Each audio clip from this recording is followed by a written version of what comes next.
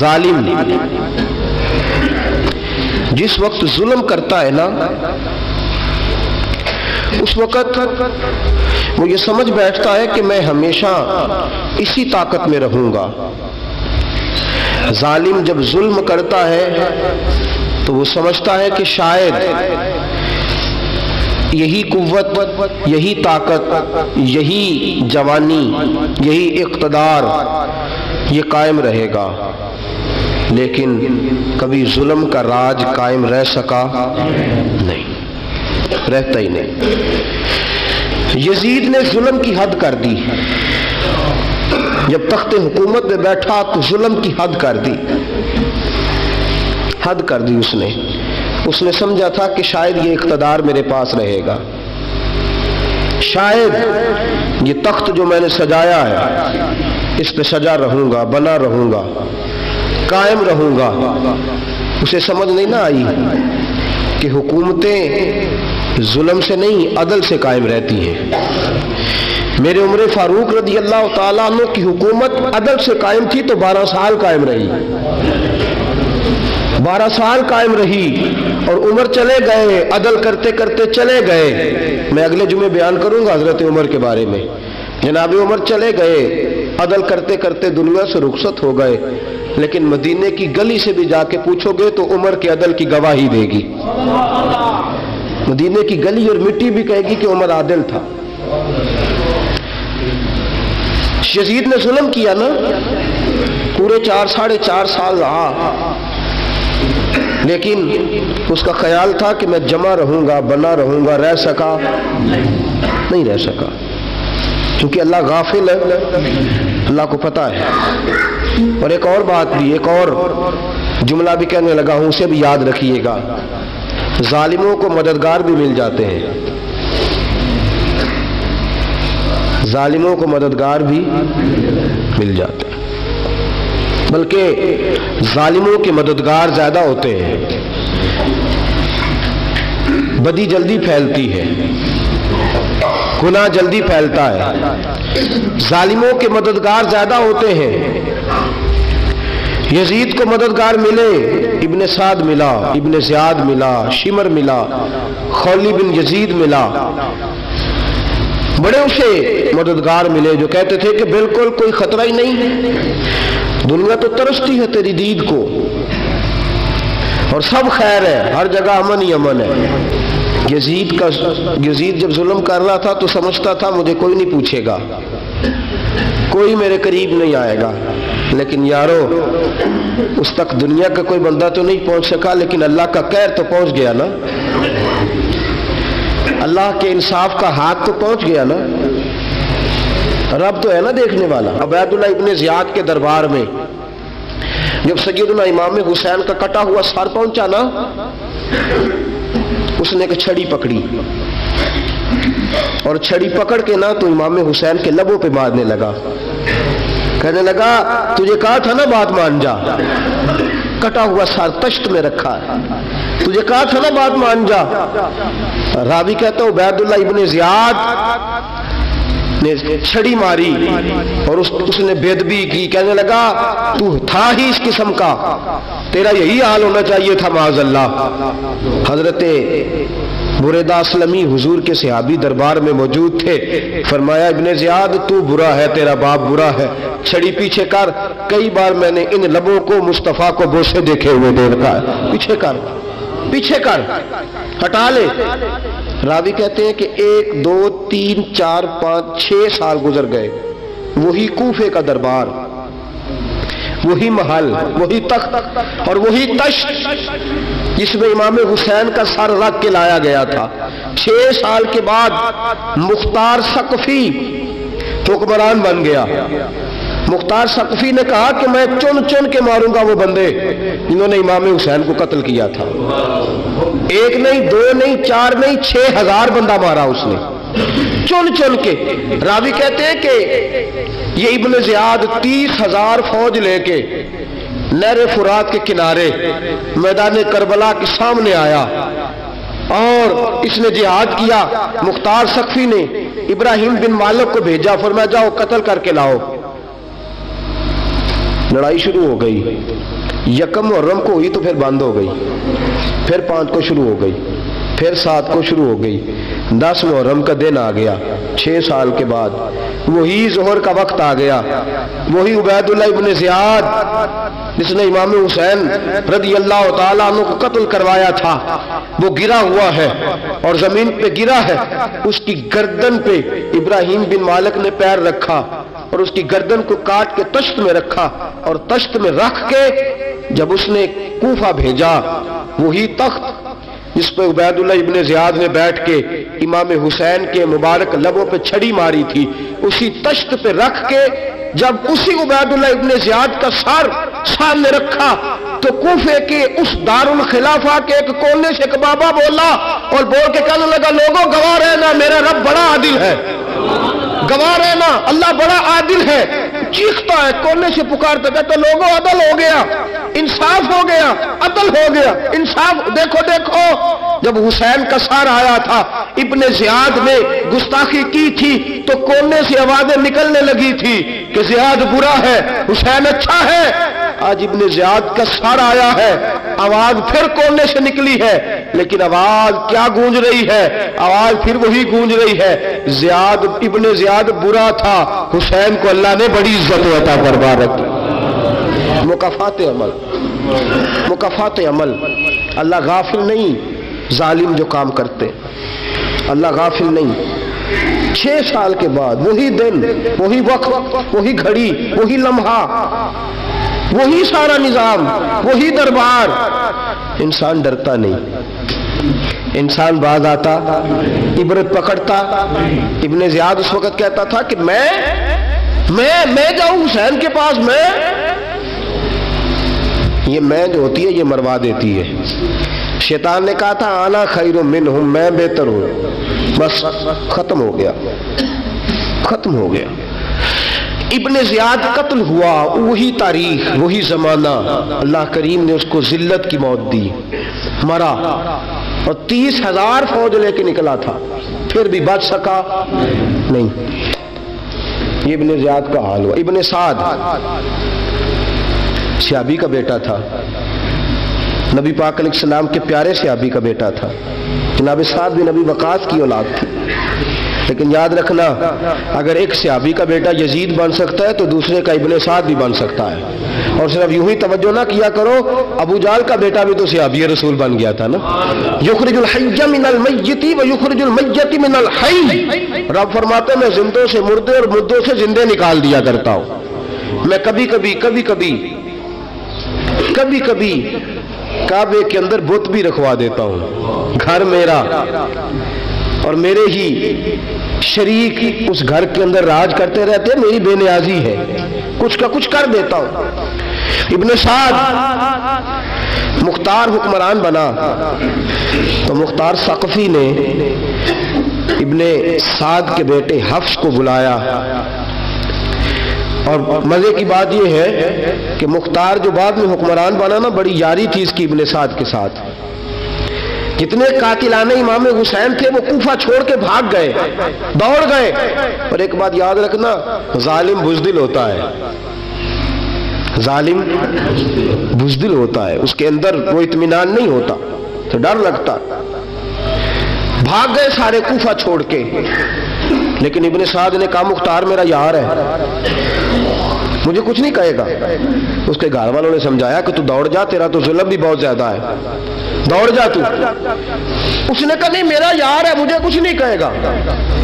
اس نے کہا تو نبی پاک کے نواسوں کا نہیں بنا تو تیرا یار تیرا بنے گا، تو رسول پاک علیہ السلام کے خاندان کا نہیں بنا، ان کا تو نے احترام نہیں کیا، یاری کا۔ اس نے کہا نہیں مجھے کچھ نہیں کہنے والا، تم چھوڑو اس بات کو۔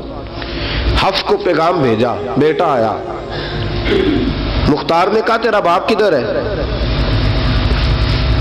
اس نے کہا جی ابا جی اب باہر نہیں نکلتے، بس گھر کے کونے میں بیٹھ کے اللہ اللہ کرتے ہیں۔ اس نے کہا اچھا کیا کرتے ہیں؟ کہا جی گوشہ نشین ہو گئے۔ اس نے کہا اب تیرا باپ گوشہ نشین ہوا ہے؟ اب گوشہ نشین ہوا ہے؟ بھیڑیے سے لومڑی نے کہا کہ جاؤ شکار کر لو، تو بھیڑیا کہنے لگا بوڑھا ہو گیا تھا نا، بھیڑیا کہنے لگا نہیں میں نیک ہو گیا ہوں، میں نے شکار کرنا چھوڑ دیا ہے۔ میں کسی جانور کو تنگ نہیں کرتا. تو لومڑی کہنے لگی نہیں بادشاہ سچی بات کر, اب تجھ سے دوڑا ہی نہیں جاتا, اب شکار پکڑا جاتا, اب تجھ سے دوڑا نہیں جاتا پکڑا, اب تیرے اندر آج بھی طاقت آئے تو کم کرے نہ, تو اب بھی چھوڑنے والا, اب تجھ سے دوڑا نہیں جاتا. ملا رومی فرماتے ہیں بوڑھا ہو کے تو بھیڑیا بھی نیک ہو جاتا ہے. کہاں کہ جاؤ تمہیں بلا رہا ہے. کہا نہیں جی میرے ابا جی نا آپ اندر رہ کے اللہ اللہ کرتے. اس نے کہا اسے اللہ اللہ یاد آئی ہے, اب اللہ اللہ یاد آئی ہے, کچھ گناہ ایسے ہیں جو رب معاف نہیں کرے گا. فرمایا وہ جتنی مرضی نمازیں پڑھے, جتنے مرضی روزے رکھے, جتنی مرضی نفل پڑھے, سارا کچھ کر لے, لیکن اللہ کبھی حسین کے گستاخ کو معاف نہیں کرے گا, کبھی نہیں معاف کرے گا. اس لیے کہ جو حسین کا بے ادب ہے وہ دراصل رسول پاک کا بے ادب ہے. اللہ اسے معاف کرے گا؟ اس ظالم میں اس نے ظلم کیا. ابھی 6 سال ہی تو گزرے تھے, 6 سال ہوئے صرف. ابن سعد بھیجا بیٹے کو, کہا جا اب اپنے باپ کو جا کے کہا تجھے مختار بلاتا ہے, بات سنے آ کے. ڈر گیا. میں نے کہا ظالم بزدل ہوتا ہے. کہنے لگا اس سے جا کے کہو میں نہیں آ سکتا, بیمار ہوں. اس نے کہا چلو وہ نہیں آ سکتا تو ہم تو جا سکتے ہیں نا, ہم تو جائیں گے نا. ابن سعد نے بھیجے 10-12 بندے, فرمایا جاؤ زندہ نہ لے کے آنا میرے پاس, میرے پاس زندہ نہ لے کے آنا. گئے, بیٹے کو حفص کو گرفتار کر کے کھڑا کر دیا, اور جناب یہ جو ابن سعد تھا اس کو بھیجا, کہا جب تم اس تک پہنچو نا تو جا کے گردن مارنا اس کی, اور مجھے اس کی وجود نہیں دیکھنا, صرف کٹا ہوا سر دیکھنا ہے. گئے, جا کے اس کو پکارا, کہا مختار نے بھیجا ہے مارنے کے لیے. کہنے لگے مختار مجھے نہیں مار سکتا, میرا یار ہے. ابن سعد کہتا ہے مختار مجھے مار سکتا, میرا یار ہے. ان فوجیوں میں سے ایک فوجی کہنے لگا اگر تو محمد کے نواسے کو مار سکتا تو تجھے بھی تیرا یار مار سکتا ہے صلی اللہ علیہ. اگر تو رسول پاک صلی اللہ تعالی علیہ وسلم کے نواسے کو قتل کر سکتا ہے, تو نے نبی کا حیا نہیں کیا, وہ یاری کا حیا کیوں کرے؟ تو نے ظلم کیا ہے, اب دیکھ تیرا حال کیا ہوتا ہے. گرفتار کر لیا, منتیں کرتا رہا. تاریخ ابن سعد کو بتا رہی تھی کہ ابن سعد تو ہاتھ باندھتا ہے, پاؤں پکڑتا ہے, ذرا یاد کر میدان کربلا, میدان کربلا تجھے اپنی باری آئی ہے تو ہاتھ باندھتا ہے. میدان کربلا یاد کر, حسین نے بھائی کی بھی لاش اٹھائی تھی, حسین نے جوان بیٹے کی میت بھی اٹھائی تھی, 6 مہینے کا علی اصغر بھی اس کی گود میں دم توڑ گیا تھا. اس کی بیٹیاں پیچھے تھی, بہن پیچھے تھی, بھانجیاں پیچھے تھی, بھتیجیاں پیچھے تھی, لیکن حسین نے ایک بار بھی ہاتھ نہیں باندھے. یہ کون ہے اٹا ہوا, غبار سے پھٹا ہوا, ہزاروں کوفیوں کے درمیان وہ اکیلا ہی ڈٹا ہوا. یہ بال یقین حسین ہے, نبی کا نور عین ہے. فرمایا یہ وہ میدان کربلا بھی یاد کرنا. تو ظالم تھا نا, معافیاں مانگ رہا ہے. حسین رسول پاک کے نواسے تھے, ایک بار بھی معافی طلب. دیکھ منظر یاد کر, ابن سعد کا ایک ہی بار میں سر قلم کیا, ایک ہی بار میں. امام حسین پہ تو پہلے 82 زخم لگے تھے تلوار کے, 82 زخم تلوار کے, نیزوں کے, اور کئی نیزوں کی انیاں امام حسین کے وجود میں ٹوٹ گئی تھی. امام حسین رضی اللہ تعالیٰ عنہ پہلے ڈٹے رہے, جمے رہے, بڑی دیر کے بعد پہلے ہی بار میں گر گیا. ابن سعد کا کٹا ہوا سر پہنچا تو بیٹا کھڑا تھا. مختار سقفی نے کہا کہ تیرا باپ میں نے مار دیا ہے. کہنے لگا کوئی مزہ نہیں رہا زندگی میں. اس نے کہا چلو ٹھیک ہے تمہیں بھی مار دیتے ہیں. پھر مزہ نہیں رہا تو مار دیتے. کاٹ دیا سر اس کا بھی, دونوں سر کاٹے, تشت میں رکھے, اور مدینہ منورہ حضرت محمد بن حنفیہ رضی اللہ تعالیٰ عنہ جو امام حسین کے چھوٹے بھائی تھے, جناب علی کی دوسری زوجہ کے بیٹے تھے, جناب علی کے صاحبزادے ان کے پاس بھیجے, اور بھیج کے کہا کہ لو ابن سعد کا سر حسین کا بدلہ ہے اور اس کے بیٹے کا سر علی اکبر کا بدلہ ہے. جب محمد بن حنفیہ کے پاس پہنچے تو آپ نے فرمایا یہ کمینوں کے سر میرے بھائی کے سر کا بدلہ ہو ہی نہیں سکتے. یہ کہاں حسین کا بدلہ ہو سکتے ہیں؟ وہ حسین ابن علی, وہ حسین ابن علی. حسین ابن علی کی شان رفت کوئی کیا جانے, حسن جانے, علی جانے, نبی جانے, خدا جانے. وہ حسین ابن علی کہ باپ جنہاں دا ہر میدان اندر لڑدا رہیا سی کل ایمان بن کے، ماں جنہاں دی سجدۃ النساء ہوئے تے نانا عرش تے جاوے مہمان بن کے۔ فرمایا یہ حسین کا بدلہ ہو سکتے ہیں؟ وہ خولی بن یزید، خولی بن یزید جس نے امام حسین کا سر کاٹا تھا، پتہ چلا نا، دیکھیں نا امام حسین کو کتنے موقع ملے تھے کربلا سے جانے کے، پہلے موقع پر ہی اور بن یزید نے کہا کہ امام آپ جانا چاہے تو میں رستے کھول دیتا ہوں، آپ تشریف لے جائیں۔ امام حسین نے فرمایا میں علی کا بیٹا ہوں، دوڑوں گا نہیں، میں دوڑوں گا نہیں، میں نہیں جانے والا۔ خولی بن یزید دوڑ گیا، کوفہ چھوڑ کے دوڑ گیا اور کسی دور دراز علاقے میں جا کے ڈیرا لگا لیا۔ پھر وہاں سے واپس آیا کہ کسی نے کہا امن ہو گیا، آجا، آ گیا دوبارہ کوفے۔ مختار کو پتا چلا کہ آ گیا ہے، پھنس گیا ہے، گھر پہنچ گیا ہے۔ اس کی بیوی جو تھی نا خولی بن یزید کی، بڑی محبت کرتی تھی نبی پاک کے خاندان کے ساتھ، حضور کے خاندان کے ساتھ بڑی محبت کرتی تھی، اور محبت والوں کا انداز پتہ کیا ہے؟ رنگے چمن پسند، نہ پھولوں کی بو پسند، ہم کو ہے وہ پسند جسے آئے تو پسند، یہ انداز ہے۔ انداز محبت یہ ہے کہ نبی پاک کا غلام نہ ہو، سگا چچا بھی ہو تو مانتے نہیں، غلام نہ بنے، سگا چچا بھی ہو تو مانتے نہیں، اور نبی پاک علیہ السلام کا غلام ہو، چاہے حبش کا رہنے والا بلال ہی کیوں نہ ہو، سردار مانتے ہیں۔ یہ انداز محبت ہے۔ وہ بیوی بڑی محبت کرنے والی تھی، اس نے پیغام بھیجا، اس نے کہا آ گیا ہے گھر، بندے بھیجے، کہا جاؤ خولی کو پکڑ کے لاؤ۔ مختار نے کہا جلدی لاؤ، حکمران نے حکم دیا لاؤ، پکڑ کے گئے، گھر کے اندر گئے تو چھپ گیا۔ چھپا کہاں؟ ٹوکرے کے نیچے۔ میں نے کہا ظالم بزدل ہوتے، ایک ٹوکرے کے نیچے چھپ گیا۔ بیوی سے کہنے لگا، ان سے کہنا میں گھر کوئی نہیں، ان سے کہو میں گھر نہیں۔ بیوی کہنے لگی چلو ٹھیک ہے۔ دروازے پہ گئی، وہ کہنے لگے ہم خولی بن یزید کو گرفتار کرنے آئے ہیں۔ منہ سے پکار کے کہنے لگی گھر کوئی نہیں، منہ سے، اور ہاتھ کے اشارے سے کہنے لگی وہ ٹوکرے کے نیچے چھپا ہوا ہے۔ منہ سے کہنے لگی کوئی نہیں گھر، تاکہ سن لے، اندر سن لے۔ منہ سے کہنے لگی کوئی نہیں، ہاتھ کے اشارے سے کہنے لگی چھپا ہوا ٹوکرے کے نیچے۔ گئے، جا کے ٹوکرا ہٹایا، اپنے پاس بہت ساری دولتیں اور جائیدادیں وہ ساری دے دی۔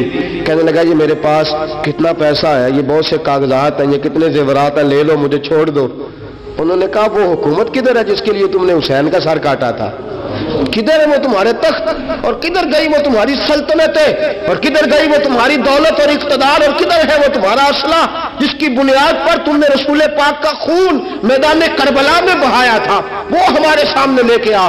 کہنے لگا یہ تھوڑے سے انعامات جو میں نے اکٹھے کیے تھے، یہ دنیا کی گندی دولت، اس کے لیے میں نے میدان کربلا میں امام حسین کا مبارک سر مبارک تن سے جدا کیا تھا، لے لو، مجھے چھوڑ دو۔ انہوں نے کہا نہ دنیا میں لے تجھے چھوڑیں گے، اور نہ اللہ ہی تجھے قیامت کے دن چھوڑے گا۔ گرفتار کر کے لائے، گرفتار کر کے لائے۔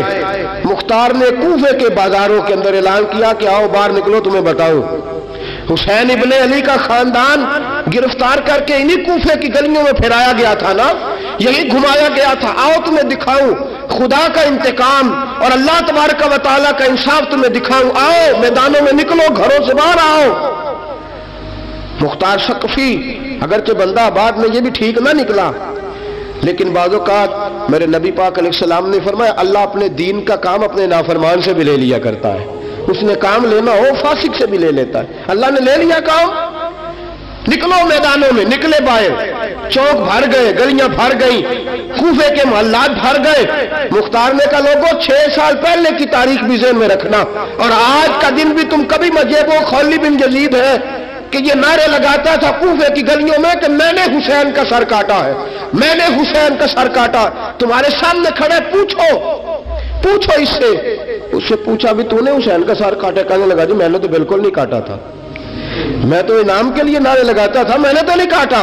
اس نے کہا چلو ابھی کرتے ہیں تیرا بندوبست۔ زخم لگائے تلوار کے ساتھ، اس کے وجود پر زخم لگائے، اور جب نڈھال ہو گیا، خون بہہ گیا، زمین پہ گر گیا، تو مختار نے کہا اس کے وجود کو آگ لگا دو، زندہ کو جلا دو۔